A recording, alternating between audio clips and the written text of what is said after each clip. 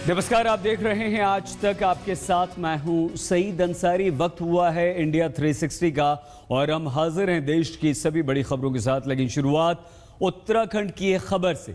उत्तराखंड के टिहरी में 3 जगह बादल फटने की खबर आई है।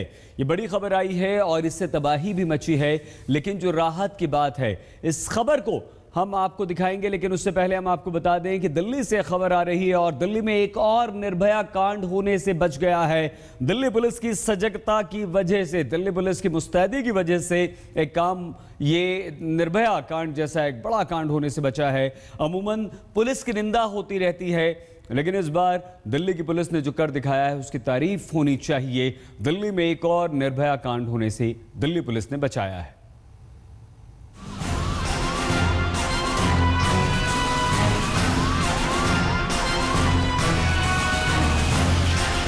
राजधानी दिल्ली की अंधेरी रात, एक कार में सवार 3 दरिंदे,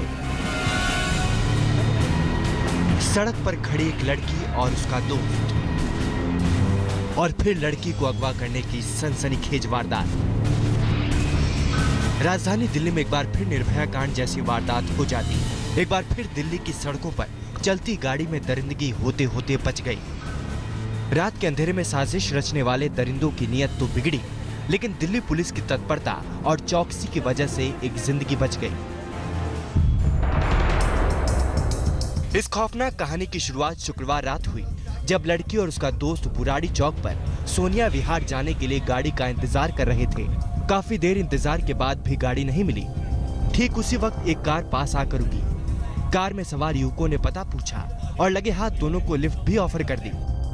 पहले से परेशान दोनों ने कार में बैठने का फैसला कर लिया।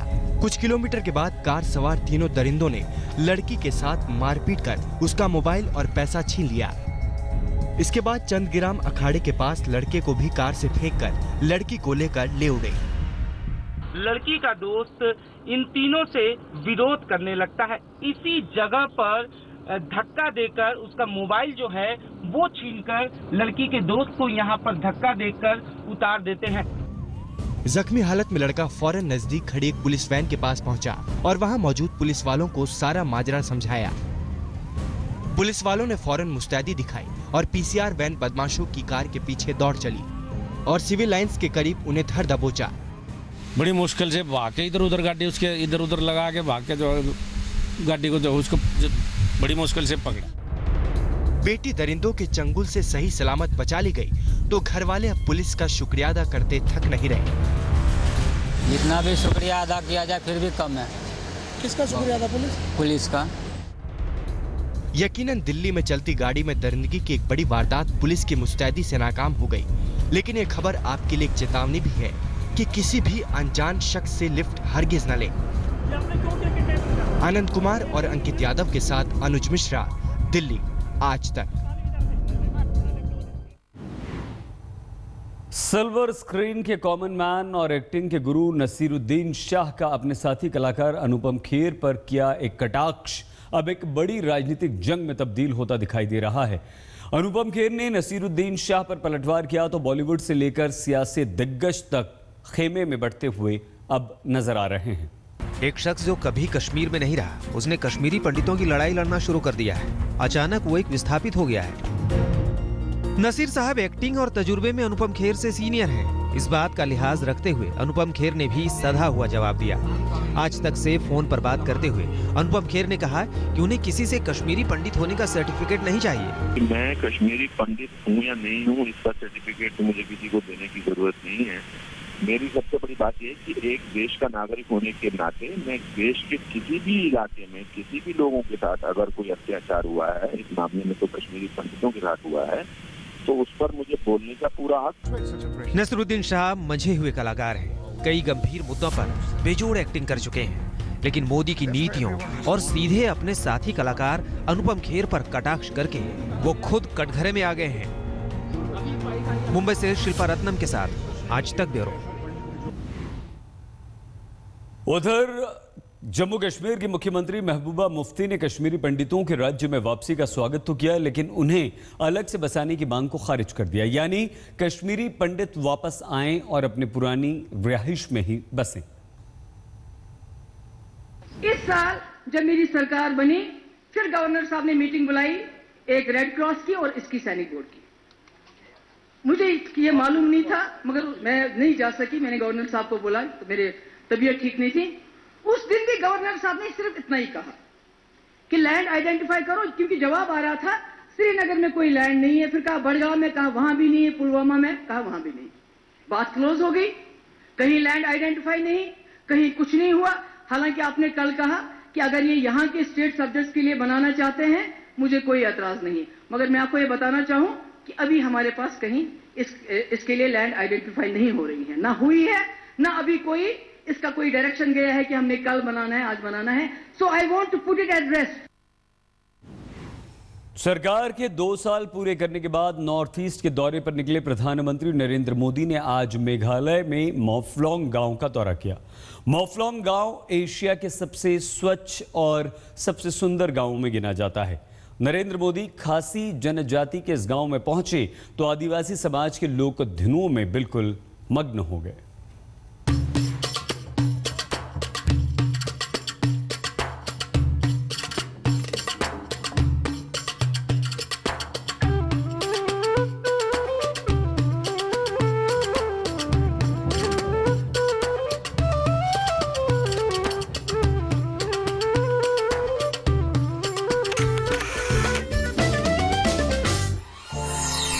सपनों के गांव में, बादलों की छांव में, लोक धुनों पर झूमे मोदी, गांव गली में घूमे मोदी। पूर्वोत्तर भारत के गांवों में सबसे खूबसूरत और सबसे साफ सुथरा मोदी की स्वच्छता मुहिम को परत दर परत खुद में समेटे शिलांग के इस गांव में जब मोदी पहुंचे तो गांव भी झूम उठा। गांव की खूबसूरती देखकर मोदी भी मगन हो उठे। माफलांग गांव, शिलांग, एक गांव जो सबसे सुंदर, सबसे साफ, स्वच्छ गांव के पर्यटन पर मोदी। असम ने मोदी को ऐसी खुशी दी कि पूरी बीजेपी बाग बाग हो उठी, तो मोदी भी नॉर्थ ईस्ट के दौरे पर निकल पड़े। मेघालय के सबसे खूबसूरत, सबसे साफ गांव माफलोंग के आदिवासी खासी समुदाय के बीच पहुंचकर मोदी ने सुबह सुबह ही खुशगवार मौसम को और ज्यादा ढोल नगाड़ों की थाप से मस्त कर दिया।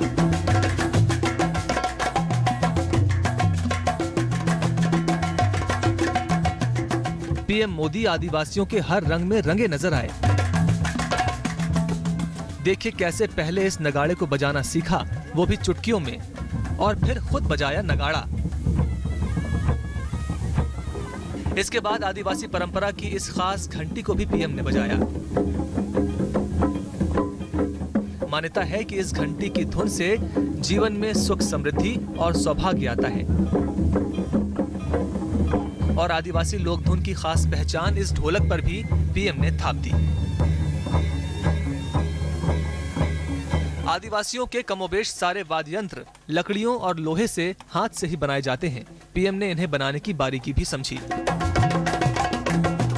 तमाम आदिवासी वाद्य यंत्रों का तजुर्बा करने के साथ ही पीएम मोदी ने खासी समुदाय के परंपरागत लोक नृत्य का लुत्फ भी लिया।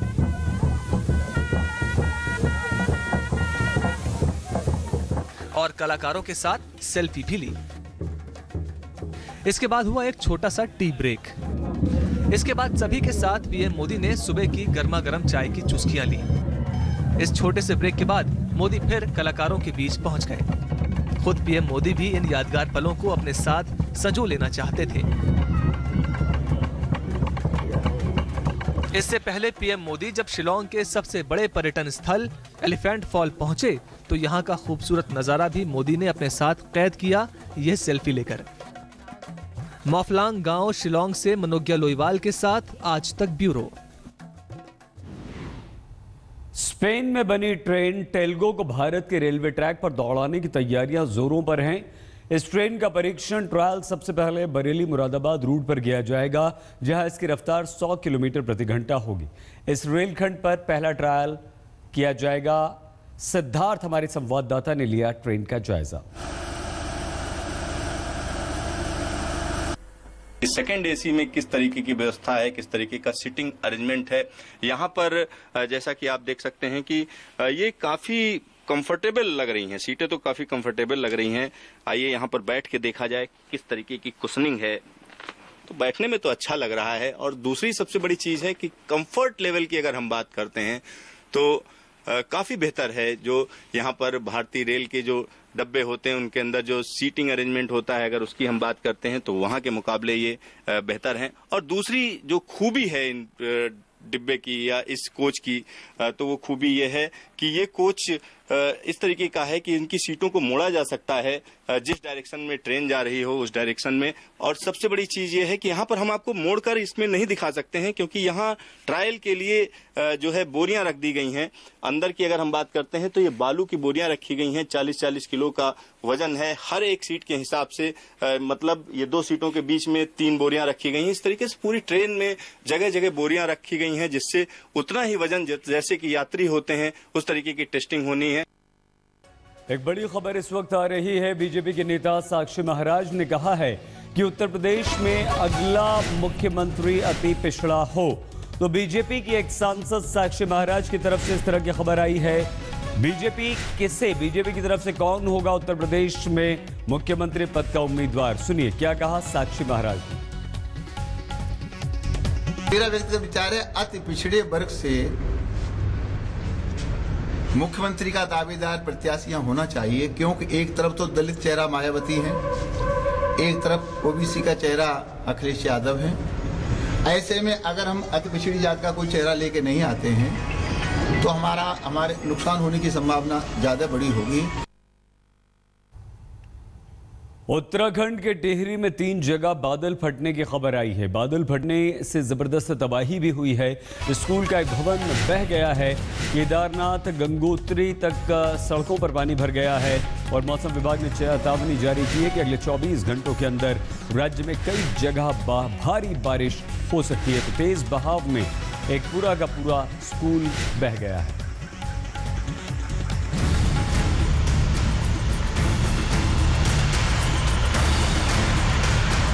ये तबाही के बाद का मंजर है। हर तरफ सिर्फ बर्बादी ही बर्बादी। आफत का बादल फटा तो नीचे तबाही मच गई। कहीं सड़क बह गई तो कहीं स्कूल की इमारत जमींदोज हो गई।